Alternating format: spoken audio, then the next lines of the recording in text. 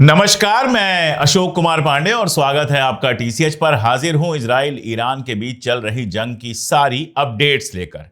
मैंने पहले भी कहा था, कल भी दोहराया और आज भी दोहरा रहा हूं कि ट्रंप के ऊपर भरोसा करना दुनिया की सबसे बड़ी बेवकूफी होगी। मुझे नहीं लगता कि दुनिया के इतिहास में ऐसा झूठा राष्ट्रपति पहले कहीं का भी हुआ होगा। अमेरिका की तो बात ही छोड़ दीजिए। कल का आपको उसका बयान याद होगा। उसने कहा कि हम पीस चाहते हैं, हम शांति चाहते हैं। हमने सिर्फ ईरान के न्यूक्लियर बेसिस के ऊपर हमला किया है, वहां की जनता को नुकसान नहीं पहुंचाया, वहां की आर्मी को नुकसान नहीं पहुंचाया और अब हम बाहर निकल आए हैं। अब हमें कोई जंग नहीं चाहिए। ये उसका कल का बयान था। आज का बयान देख लीजिए। आज वो कहता है कि वहां की सरकार जो है, अगर ईरान को ग्रेट नहीं बना पा रही तो रेजिम चेंज जरूरी है, ताकि वहां ऐसी सरकार बने जो मेक ईरान ग्रेट अगेन कर सके। अरे भाई, पहले तुम अपना अमेरिका तो ग्रेट बना लो। 7,000 साल पुरानी सभ्यता है ईरान की। दुनिया को कितनी ही चीजें, गणित से लेकर और बाकी विषयों में दुनिया को कितनी ही चीजें ईरान से मिली हैं जो तुम सोच नहीं सकते हो। वो सारा कुछ ईरान ने दिया है। तुम तो जुमा जुमा अभी कल के लुटेरों के मुल्क हो। पूरे यूरोप के जो रोग एलिमेंट्स थे, लुटेरे थे, वो भाग भाग के गए। आदिवासियों से, अमेरिका के जो ओरिजिनल वासी थे, उनसे उनकी जमीन छीनी, उनकी हत्या की और अमेरिका को बसाया। जुमा जुमा 200-250 साल पुरानी बात है और तुम चले हो ईरान को ग्रेट बनाने। इजराइल को इंसान तो बना दो कम से कम। मेक इजराइल इंसान अगेन कर दो कम से कम, कि वो इंसान बन जाए। दुनिया के सबसे नफरती, दुनिया की सबसे ज्यादा खतरनाक रेजीम को 24 घंटे पाल रहे हो और ईरान को ग्रेट बनाने का सपना दिखा रहे हो। तुम बनाओगे ईरान को ग्रेट? तुम्हारी औकात है कि तुम ईरान को ग्रेट बनाओगे? असलियत तो यह है कि तुम्हारी गोद में जो रजा पहलवी बैठा हुआ है, जो इजराइल का और तुम्हारा, अब क्या कहा जाए, मैं कौन सा लफ्ज इस्तेमाल करूं।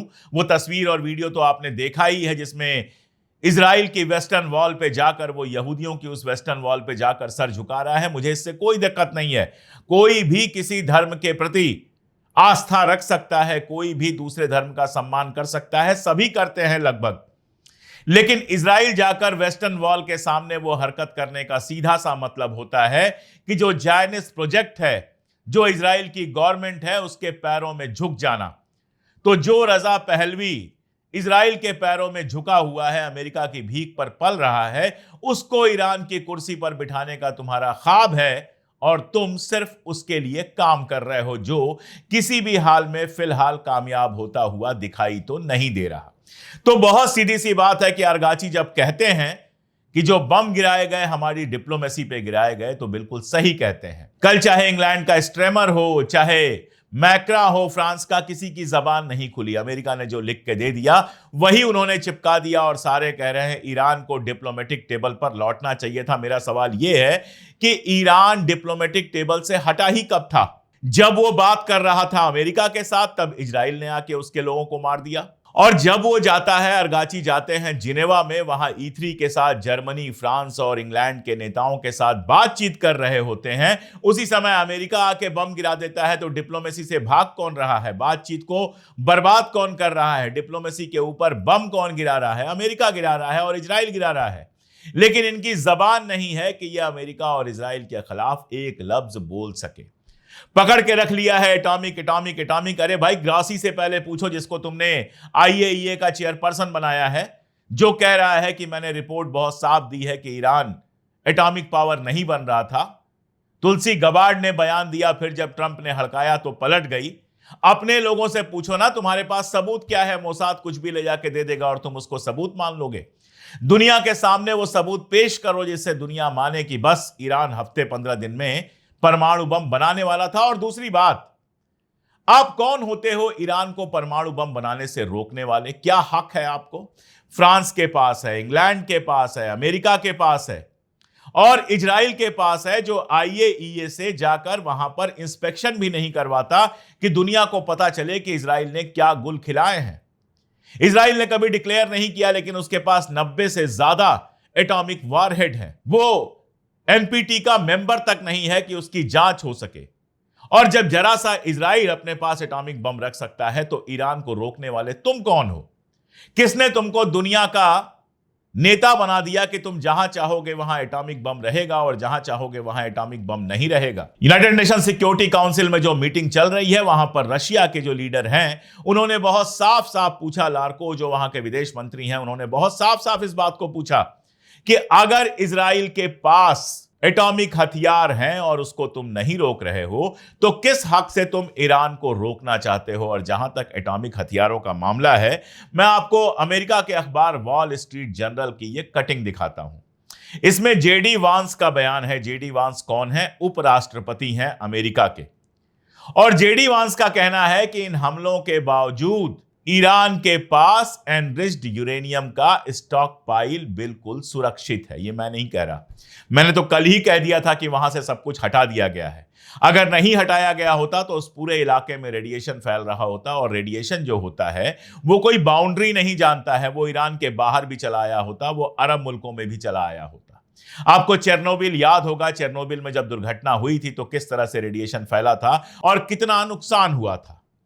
अगर उन साइट्स पर, फोर्डो वगैरह पर अगर वाकई एनरिच्ड यूरेनियम होता तो इस समय सारी दुनिया को पता चल गया होता। लेकिन हकीकत यही है कि ईरान ने बहुत कायदे से उनको पहले ही हटा दिया था। या तो ईरान में ही वो किसी सिक्योर प्लेस पे हैं या रशिया में भेज दिए गए हैं। रशिया ने पहले भी कहा था कि अगर समझौता होता है तो जो एनरिच्ड यूरेनियम है वो अपने पास संभाल कर रखने के लिए हम तैयार हैं। तो ये भी मुमकिन है कि रशिया के पास वो एनरिच्ड यूरेनियम पहुंचा दिया गया हो और आगे की कार्रवाई वहां पे भी हो जाए। वैसे मैं एक और बात बता दूं, दमित्री मेदवेदेव ये जो हैं वो तीसरे राष्ट्रपति रहे हैं रशिया के, और साथ में इस समय जो रशियन फेडरेशन की सिक्योरिटी काउंसिल है उस सिक्योरिटी काउंसिल के डेप्टी हैं।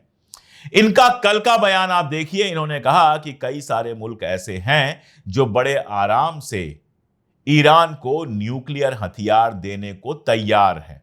इन कई सारे मुल्कों का मतलब क्या हुआ? चाइना हो गया, रशिया हो गया और नॉर्थ कोरिया हो गया। नॉर्थ कोरिया के राष्ट्रपति ने तो बिल्कुल सामने आके कहा है कि अगर ईरान चाहे तो हम उसको कल न्यूक्लियर हथियार दे सकते हैं। और आप यकीन जानिए कि वैसे आयतुल्लाह खामनेई जो है लगातार इस बात को कहते रहे हैं कि इस्लाम एटॉमिक हथियार की इजाजत नहीं देता, जिसकी वजह से वहां पर अभी तक एटॉमिक हथियार नहीं बन पाया। लेकिन ये जो हुआ है सब कुछ, इसके बाद ईरान अगले कुछ महीनों में एटॉमिक पावर बन जाएगा। और यही सरदर्द है इनका, यही परेशानी है, यही इनके सीने में हलचल मचा रहा है, जिसकी वजह से लगातार बयानात दे रहे हैं। वैसे अमेरिका के हमले के बाद ईरान ने जो पलट के हमला किया है, और एक्सपर्ट्स का कहना है कि 1/3 से ज्यादा तेल अबीब को बर्बाद कर दिया है, उसका असर नेतन्याहू के चेहरे पर लगातार दिख रहा है। कल उसने एक प्रेस कॉन्फ्रेंस की और उस पूरी प्रेस कॉन्फ्रेंस को अगर आप गौर से देखिए तो उसके चेहरे को देखकर समझ में आता है कि वो कितना टेंशन में है। उसमें उसने 2-3 बातें की। पहले खबर छापी वाईटी नेट, जो उनका न्यूज पोर्टल है और उनका अखबार है वाईटी नेट। उसने ये खबर छापी कि अगर खामनेई जंग रोक देते हैं तो हम भी जंग रोकने को तैयार हैं। वार ऑफ एट्रीशन हम नहीं चाहते, जंग को हम बहुत लंबा नहीं बढ़ाना चाहते। ये नेतन्याहू का बयान वाईटी नेट न्यूज में छपा था, जो इजराइल का एक जायनिस्ट अखबार है, आप स्क्रीन पर देख सकते हैं। उसके बाद प्रेस कॉन्फ्रेंस में वो क्या कहता है कि we are very close to reaching goals in Iran, यानी ईरान में हम जो करना चाहते थे उसके बहुत करीब हैं और हम नहीं चाहेंगे, will avoid the war of attrition, हम इस जंग को बहुत लंबा नहीं बढ़ाना चाहेंगे। मुझे ऐसा लग रहा है कि बैक चैनल से बहुत सारा खेल हो रहा है। ईरान के ऊपर फर्जी बम गिरा दिए गए, ये जानते हुए कि ईरान को कोई खास नुकसान नहीं हो रहा है। ट्रंप ने अपनी पीठ ठोक ली, उसको पीठ ठोकने की आदत है। और उसके बाद ईरान से कहा गया यार बस अब रहने दो, अब तेल अवीव के ऊपर हमले बंद कर दो, हम भी उधर से हमले बंद करा देते हैं। अब अगर ऐसा हुआ है तो 2-4 दिन में समझ में आ जाएगा। आज तो ईरान ने कोई बड़ा अटैक नहीं किया। सुबह जो मिसाइल अटैक्स की खबरें आ रही थी वो बेसिकली बताया ये जा रहा है कि हूथी की तरफ से आई थी। हूथी ने कह दिया है कि अमेरिका के साथ जो हमारा समझौता हुआ था उस समझौते को हम तोड़ रहे हैं और अब फिर से हमारी मिसाइलें बरसना शुरू होंगी रेड सी के अंदर। तो यह मुमकिन है कि सुबह का हमला हूथी नहीं किया हो। इजराइल में हाल क्या है? इजराइल का हाल बुरा है। 1/3 से ऊपर बताया जा रहा है तेल अवीव बर्बाद हो गया है। हाइफा में जबरदस्त बर्बादी हुई है, ऑयल रिफाइनरी बंद पड़ी हुई है, इंडस्ट्रियल कॉम्प्लेक्सेस बंद पड़े हुए हैं। उसके अलावा माइक्रोसॉफ्ट के बिल्डिंग पे जो बमबारी हुई थी, इंटीरियर मिनिस्ट्री की बिल्डिंग पे जो बमबारी हुई थी, मोसाद के कुछ हेडक्वार्टर्स पर जो बमबारी हुई थी, आईडीएफ के कुछ हेडक्वार्टर्स पे जो बमबारी हुई थी, उसने इजराइल को फिलहाल परेशान करके रखा है। वैसे भी 600 दिन हो गए, वहां पर भी कोई कंस्ट्रक्शन का नया काम नहीं हो पा रहा है। अब ये इतनी सारी बर्बादी के बाद जो कंस्ट्रक्शन के काम की जरूरत है, वो कंस्ट्रक्शन तभी हो पाएगा जब ये जंग रुकेगी। अगर ईरान की तरफ से लगातार मिसाइलें आती रहेंगी तो कोई कंस्ट्रक्शन नहीं हो पाएगा। और यहां जरा 1 मिनट रुक के सोचिएगा, ईरान की एब्जॉर्ब करने की क्षमता जो है, इजरायली हमले को एब्जॉर्ब करने की, उसको बर्दाश्त करने की जो क्षमता है, वो ईरान से बहुत ज्यादा है, बहुत ज्यादा बड़ा है वो इजराइल से। तो अगर आप एक आध इलाके में बम गिराएंगे भी तो दूसरे इलाके रहेंगे जहां लोग सेफ रहेंगे। लेकिन इजराइल जरा सा है। इजराइल के लिए ईरान की लगातार मिसाइलों की बमबारी बर्दाश्त करना बेहद मुश्किल है, इसको एब्जॉर्ब करना बहुत मुश्किल है। दूसरा, ईरान एक हिस्टोरिकल कंट्री है जहां जाने कितनी जंगें हुई हैं, पता नहीं कितनी जंगें वहां पे हुई हैं, करबला से लेकर आज तक, और उसके पहले भी जाने कितनी बार शहादतें हुई हैं, जाने कितनी बार जंगें हुई हैं। ईरान के लोगों ने बर्दाश्त किया है, वो हिस्ट्री कहीं ना कहीं उनके दिलो दिमाग में पैबस्त है। तो जितने मुमकिन जितने हमले हो सकते हैं उनके लिए वो दिमागी तौर पर पूरी तरह से तैयार बैठे हुए हैं। इजराइल जुमा जुमा अभी 70-75 साल का है, आयतुल्लाह खामनेई की उम्र से भी बहुत कम है, और यहां ज्यादातर लोग बाहर से आकर बसे हुए हैं। लोकल तो कोई है नहीं, लोकल जो है उनको किनारे करके रखा गया है। तो वो बाहर से आकर बसे हुए हैं और उनको हमेशा आदत ये रही है कि गजा के ऊपर बमबारी हो और पहाड़ पर बैठकर आराम से उसको किसी टीवी न्यूज की तरह देखो, किसी टीवी प्रोग्राम की तरह देखो। खुद उनके ऊपर बमबारियां नहीं होती रही हैं, थोड़ी बहुत कभी इधर से हो गई उधर से हो गई, इस तरह की बमबारी 70 सालों में पहली बार इजराइल के अंदर हुई है और इसको बर्दाश्त करना मुश्किल है। नतीजा क्या हुआ है? आपस में लड़ रहे हैं, ऐसे वीडियोस आ रहे हैं। पहले वीडियोस आए कि अरबों को नहीं घुसने दे रहे हैं अपने शेल्टर होम में, फिर ऐसे वीडियोस आए कि शेल्टर होम में जो थाईलैंड के और भारत के मजदूर गए हुए हैं उनको नहीं घुसने दे रहे हैं, और अब ऐसे वीडियोस आ रहे हैं जिसमें आपस में ही एक दूसरे को नहीं घुसने दे रहे हैं। तो वो सोसाइटी आपस में ही लड़ना शुरू हो गई है। अभी अगर आज की खबर देखें तो राइटर्स की खबर है कि 25,000 से ज्यादा इजरायलियों ने बाहर जाने की बात की है। अब जाके बाहर जाने वाले जहाज शुरू किए हैं इजराइल ने, और उसमें भी कहा है कि एक प्लेन में 50 लोगों से ज्यादा नहीं जाएंगे, क्योंकि अगर वो ओपन कर दे कि जिसको जहां जाना है जाए तो आधा इजराइल खाली हो जाएगा। सबके पास दूसरे देशों की नागरिकता है, वो अपने अपने देश में पहुंच जाएंगे, इजराइल को उसके हाल पर छोड़ देंगे। जो इतना हमला हुआ है इसके कंस्ट्रक्शन के लिए पैसों की जरूरत है।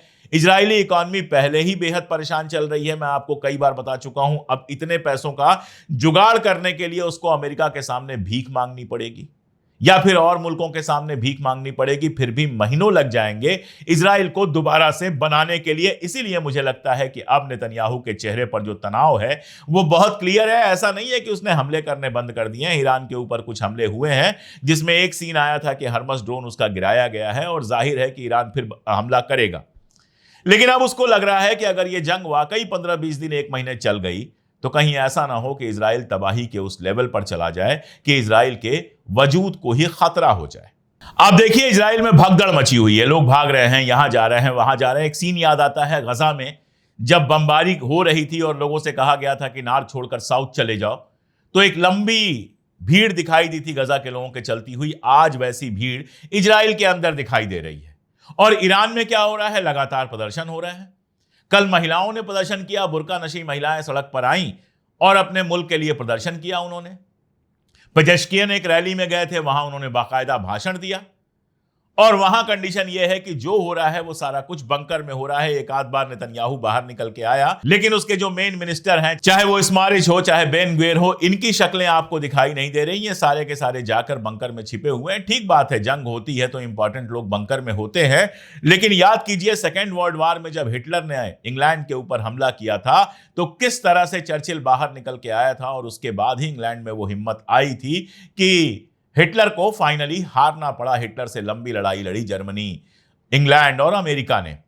अभी लगता है सब कुछ पलट गया। कल 22 जून था, मैंने ट्विटर और फेसबुक पर लिखा भी था कि 22 जून 1941 को हिटलर ने अपनी जिंदगी की सबसे बड़ी गलती की थी, ऑपरेशन बारबरोसा शुरू करके रशिया के ऊपर हमला करके, और अगले कुछ सालों में वो तबाह हो गया था।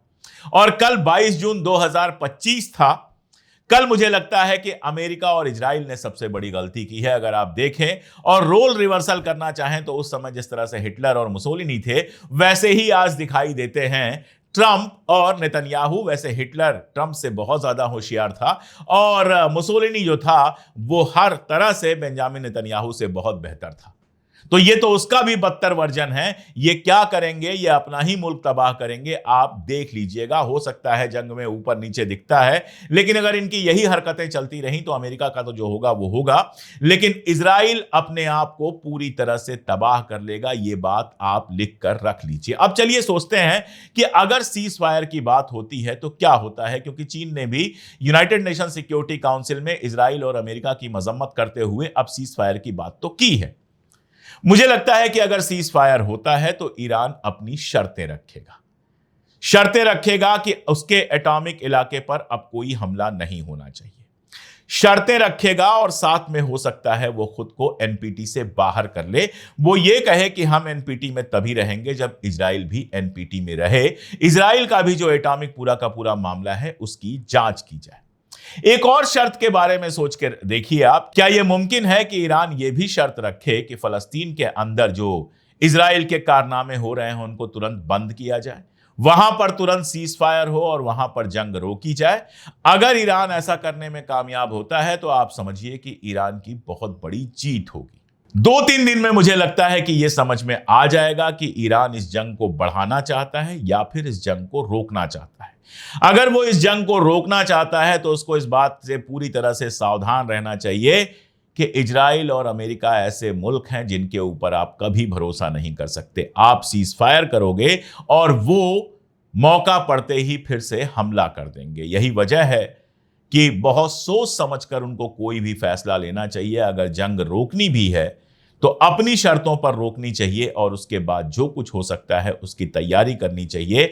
और अरगाची के खास तौर पर जिस तरह से बयान आए हैं उससे लगता है कि ईरान इस बात को बहुत कायदे से समझ रहा है।